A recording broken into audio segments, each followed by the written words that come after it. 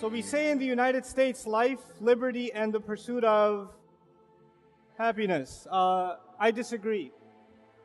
I disagree with the pursuit of happiness.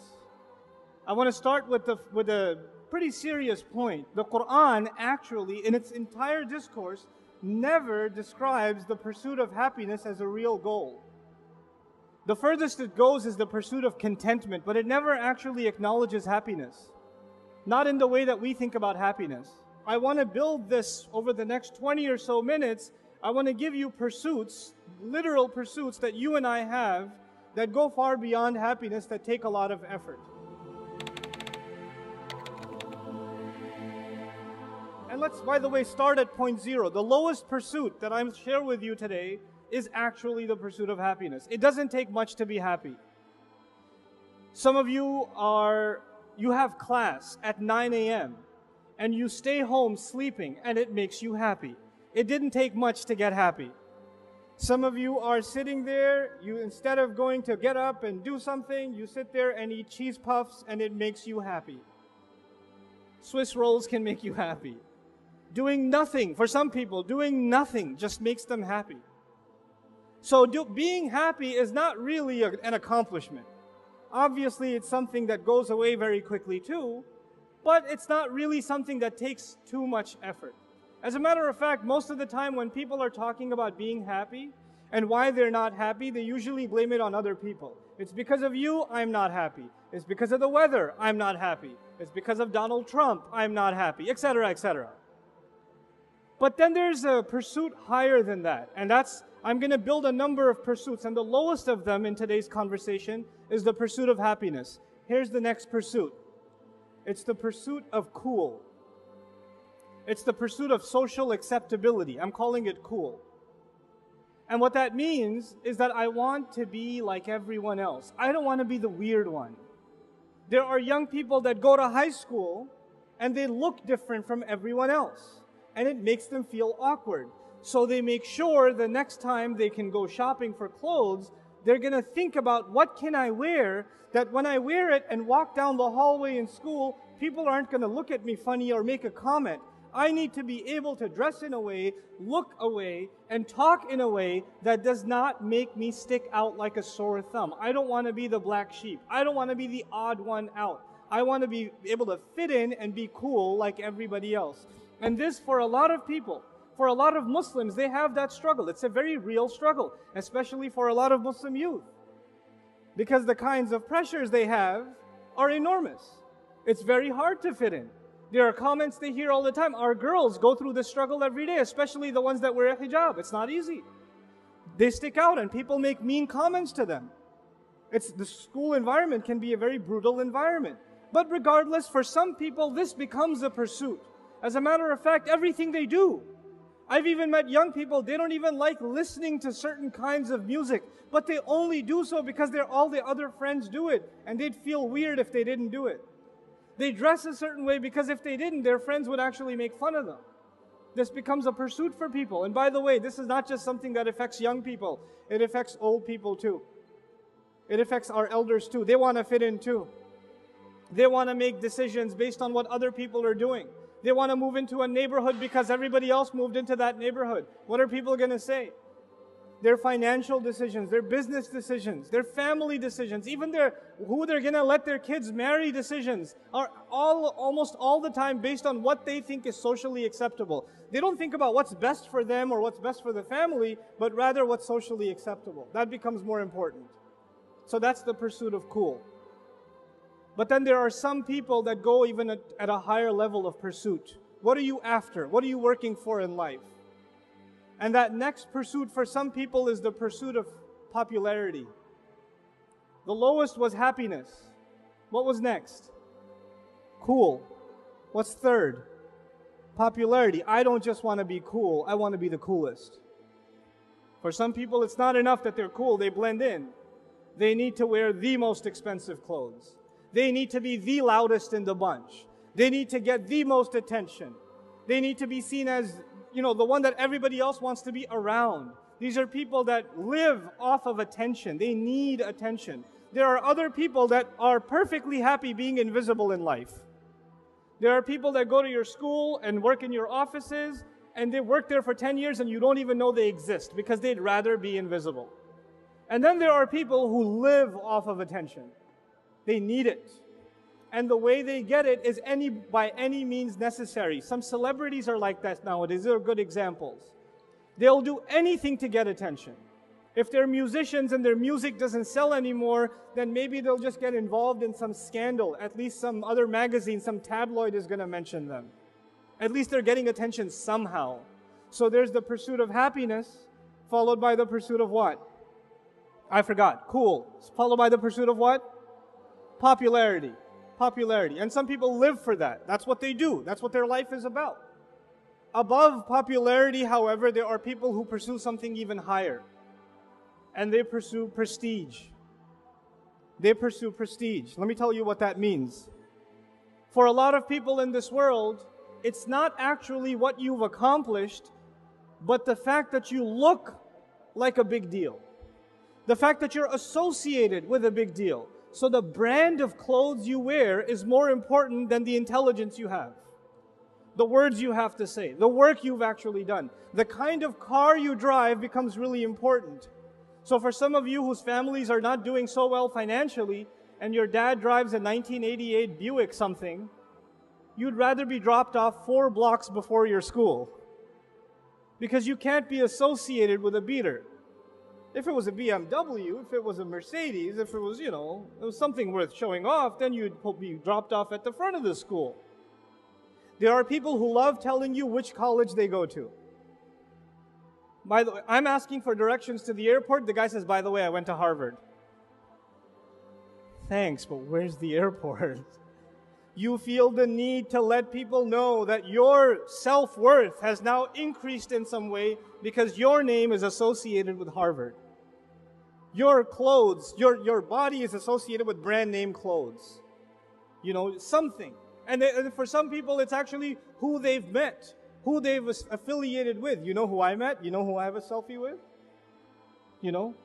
It's not actually about you, it's about these associations. You could go to Harvard and be failing all of your classes, but you still get to say, I go to Harvard. You could say that. But at least it looks good on paper. Prestige. And for a lot of people, their entire life is about the image of prestige. That's all it is. That's all they work for. I'm going to start from scratch again. What was the lowest pursuit? Happiness. What was above that? Cool. What was the third? Popularity. And above it is what? Prestige. Some of you, your parents have ingrained in you that you must graduate out of med school because unless you're a doctor, you will have no prestige in society. Nobody will want to marry you. And until you do this, you will have absolutely no prestige. Some of you are working and you rent an apartment and your parents are saying until you buy a house in a mortgage that is far beyond anything you can make economic sense of, until you own a house, you have no prestige. Anybody who has any respect owns a house at least. And out of prestige, people put themselves in social difficulty, psychological difficulty, economic difficulty, spiritual difficulty. Just out of prestige. But then there are people who pursue even higher. We've made a list of quite a few things, but we're going to keep going. There are people whose lives are dedicated beyond prestige to one thing and one thing only. الَّذِي جَمَعَ مَالًا وَعَدَّدَ. Money. They don't care about prestige. They don't care about looking cool. They don't care about being popular. They don't care about happiness. They don't care about anything. All they care about is what?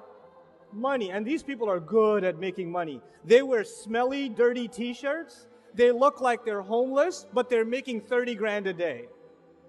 They know how to make money.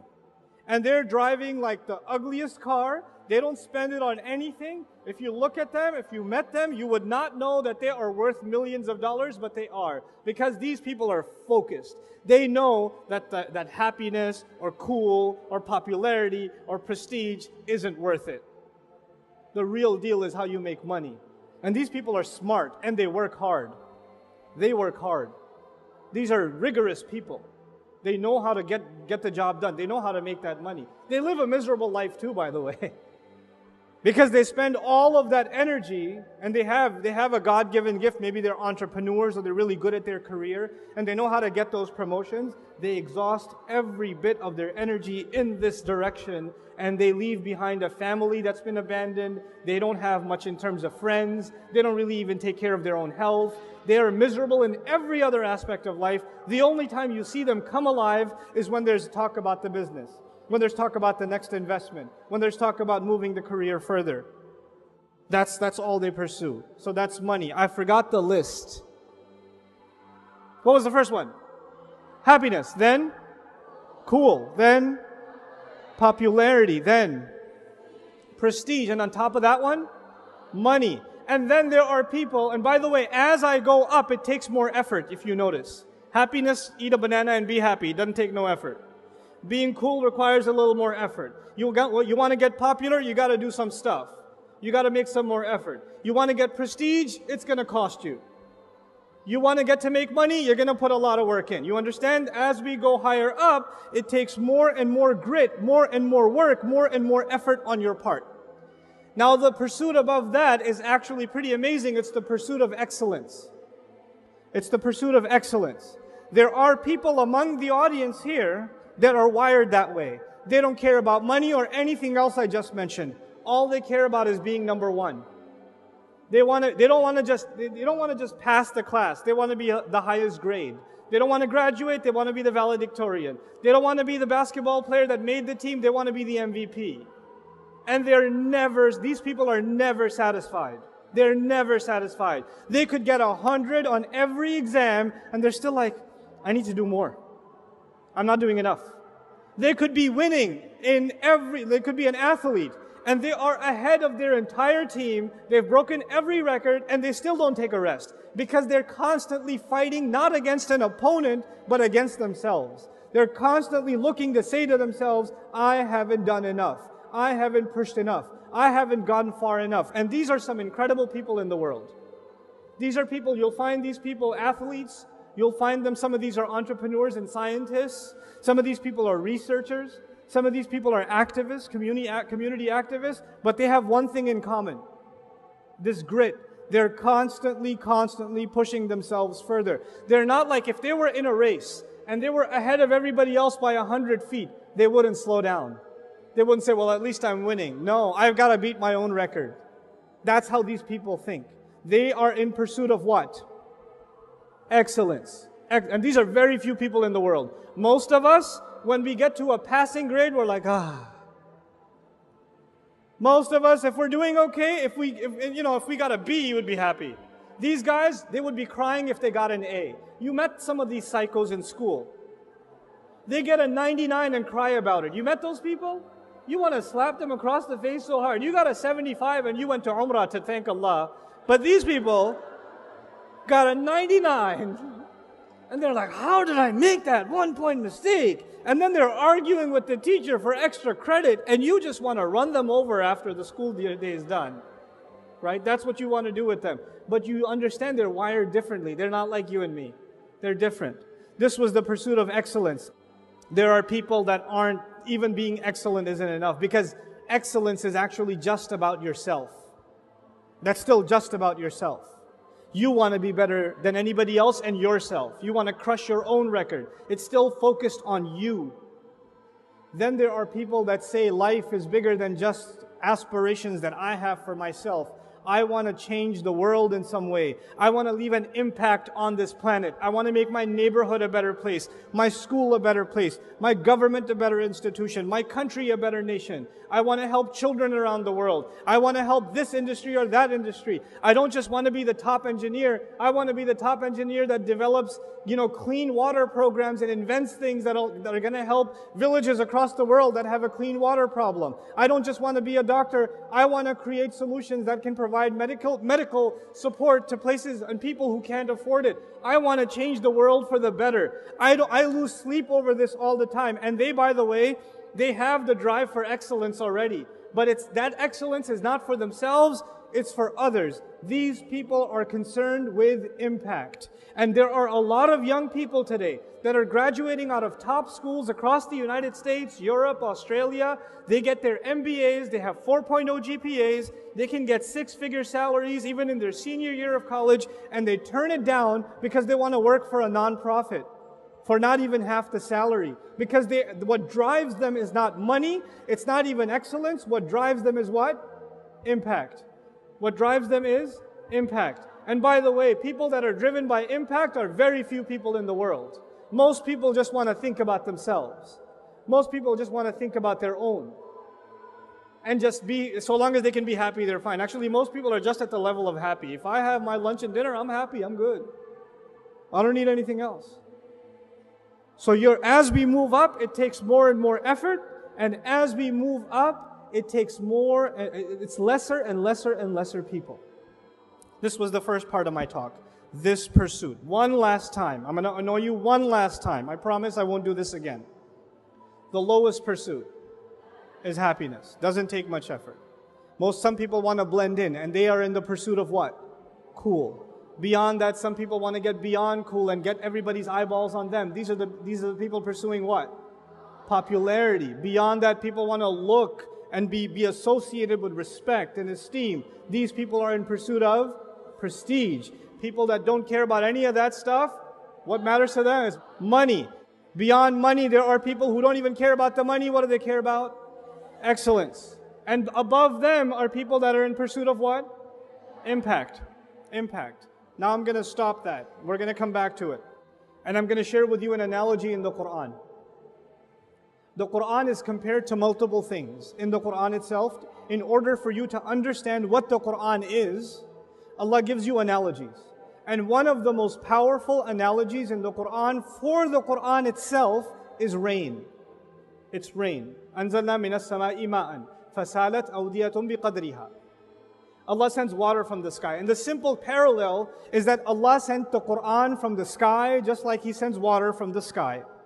The water that comes from the sky gives life to the earth, the dead earth. Just like the Quran that came down gave life to dead hearts. It brings the hearts back to life. So the parallel is very simple. The Quran is compared to what? To rain, okay? Now, let's think about rain deeply a little bit in the way Allah describes it, because when Allah is describing rain and the effect of rain, what He's also talking about is the Quran and the effect of the Quran. That parallel, once you understand it, then you'll understand that every time Allah is talking about water and what water does, He's actually also talking about the Quran and what the Quran does, what revelation does. Now, one of the descriptions of rain is that it produces vegetation, it produces life. But it doesn't produce the same kind of life. It's the same water that falls all over the earth, but the kinds of fruits and the kinds of trees, the kinds of flowers, the kinds of grass, the kinds of vegetation and shrubs that come out of the earth are all very diverse. All very diverse. As a matter of fact, even the fruits that look the same. Maybe there's an orange tree here, and there's an orange tree somewhere in Southeast Asia. The orange is going to taste different, isn't it? It's not going to be the same. So even though the water is the same, what it produces in fruits and benefits and life is actually very, very, very diverse, isn't it? This is important to understand because the Quran is one and the same. The Quran is one and the same. But the way it inspires you and what it inspires you to do and the good that will come out of you, the way that you're going to blossom and bloom, the fruits that you're going to produce are not like the person sitting next to you. I am standing up here on stage and I've got this mic in front of me and this is what I am capable of doing. But that does not mean that that is the capability Allah gave you. Perhaps you are a different kind of tree, a different kind of shrub, a different kind of plant. There's not one thing to do for Islam. There are countless numbers of things to do for Islam. The earth, all of the earth needs water. And all of it will produce vegetation. And all of that vegetation and all of that produce has its own purpose. Think about that and understand that every one of you has unique potential.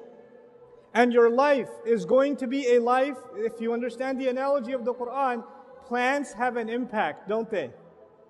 Plants have a positive impact on their environment. Not only are they releasing oxygen, they're also providing food for the environment around them. They're sustaining the entire ecosystem, aren't they?